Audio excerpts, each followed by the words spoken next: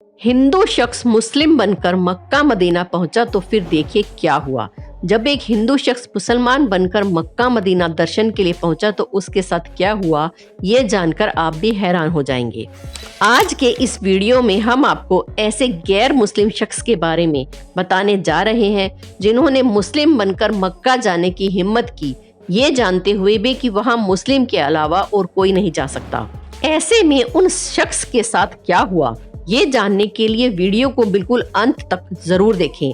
लेकिन हाँ, वीडियो शुरू करने से पहले अगर आपने अभी तक हमारे चैनल अनोखी दुनिया को सब्सक्राइब नहीं किया है तो इस तरह की वीडियोस को लगातार देखते रहने के लिए चैनल को फटाफट सब्सक्राइब जरूर कर लें। दोस्तों, मक्का मदीना को मुस्लिमों के लिए एक बहुत ही पाक और पवित्र जगह माना जाता है। यहाँ पर किसी भी गैर मुस्लिम का आना सख्त मना है, क्योंकि यही वो जगह है जहाँ से इस्लाम की शुरुआत हुई थी। यहाँ लाखों की संख्या में मुस्लिम लोग अल्लाह को याद करने के लिए आते हैं। सऊदी अरेबिया में मौजूद मक्का शहर की आबादी लगभग 20 लाख के आसपास है, लेकिन यहाँ हर साल लगभग 60 लाख से ज्यादा लोग पूरी दुनिया से हज की यात्रा के लिए आते हैं। इस देश में अधिकतर लोग हज के लिए ही काम करते हैं, जो पूरे साल यहाँ पर हज के लिए आने वाले यात्रियों की सुख सुविधाओं का ख्याल रखते हैं।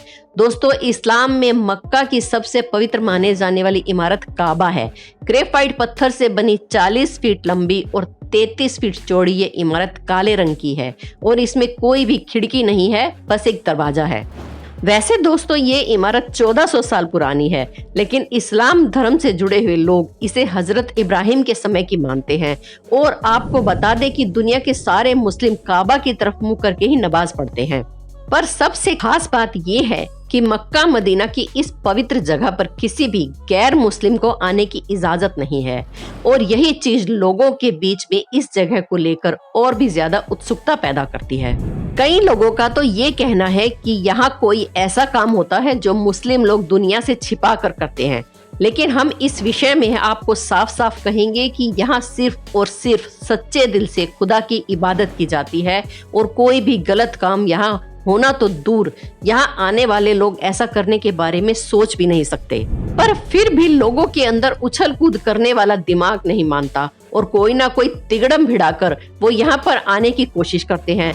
पर खुदा की रहमत देखिए, आज तक जिस किसी भी शख्स ने गलत इरादे से नापाक मन को लेकर इस जगह पर आने की कोशिश की है, वो कभी भी इस काबा की इमारत के अंदर नहीं जा पाया है। इस तरह के लोगों को या तो पुलिस पकड़ लेती है या फिर कुदरत उनका खुद ही हिसाब कर देती है।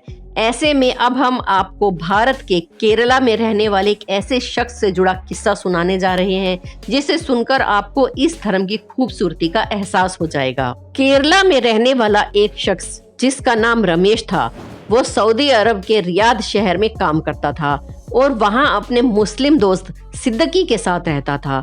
अपने मुस्लिम दोस्त के साथ मुस्लिम मुल्क में रहने की वजह से रमेश इस्लाम की तरफ काफी ज्यादा प्रभावित हो गया। वो पैगंबर मोहम्मद के आदर्शों और सिद्धांतों से बहुत ज्यादा प्रभावित हो गया और उसे मुस्लिम लोगों का कल्चर बहुत ज्यादा पसंद आने लगा।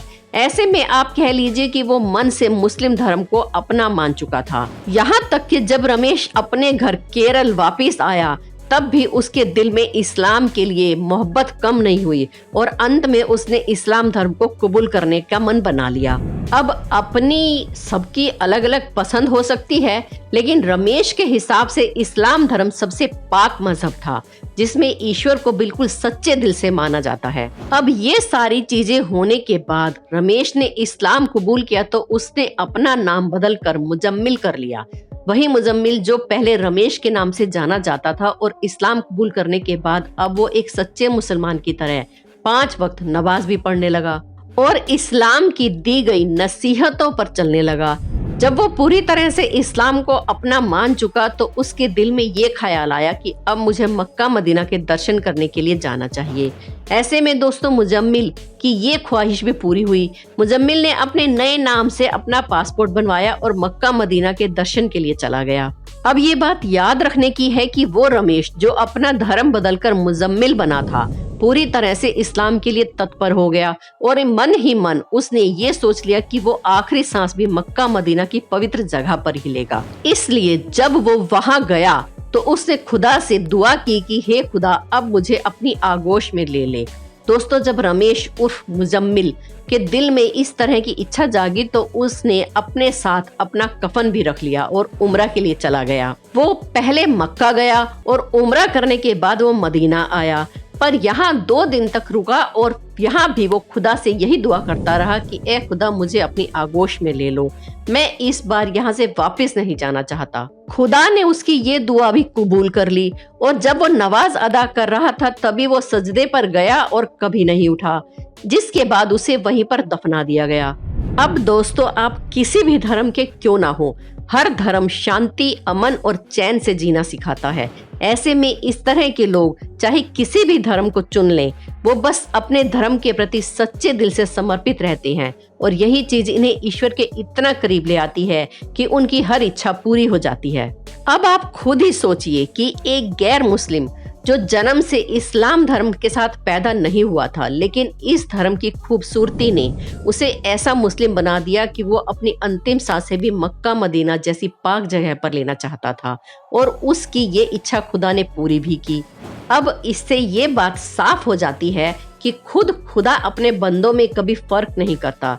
तभी तो उसने रमेश की इच्छा को पूरा किया और दुनिया के सामने ये मिसाल कायम कर दी कि सच्चे दिल से अल्लाह, ईश्वर, राम किसी को भी आप मानेंगे तो वो मिलता ही है। बस आपको अपने ईश्वर, अपने अल्लाह और अपने राम पर विश्वास होना चाहिए। दोस्तों, खुदा ने सच्चे मुसलमान की यही पहचान बताई है कि वो अपने ईमान का पक्का हो और इस्लाम धर्म को दिल से कबूल कर ले। बस ठीक यही चीज रमेश ने भी की। उसके मन में इस्लाम के प्रति कोई भी छल या कपट नहीं था, इसलिए खुदा ने भी अपना बंदा चुन लिया। हालांकि कुछ मुस्लिम ऐसे हैं जो कि खुदा की दी गई सीख को भूलकर अपनी ही कहानियां रचने में लगे रहते हैं और ये भूल जाते हैं कि खुदा की सबसे बड़ी सीख यही है कि वो अपने हर बंदे से बराबरी से प्यार करता रहे। और ऐसा ही कहा जाता है कि असली इस्लाम को मानने वाला किसी भी तरह की हिंसा के पक्ष में नहीं होता, यहाँ तक कि उसके मुंह से अपशब्द भी नहीं निकलता है और वो उसे पाप समझता है। और ये सिर्फ एक सच्चे मुसलमान की ही नहीं बल्कि एक सच्चे इंसान की भी पहचान है। आप जिस किसी भी चीज को अपना माने, उसे दिल से अपना माने, फिर देखिए पूरी दुनिया आपको अपनी लगने लगेगी। बाकी आज के लिए बस इतना ही। उम्मीद है आपको हमारी वीडियो पसंद आई होगी। अगर हाँ तो इसी तरह की वीडियोस को लगातार देखते रहने के लिए हमारे चैनल अनोखी दुनिया को अभी सब्सक्राइब कीजिए। हमारी वीडियो को पूरा देखने के लिए धन्यवाद।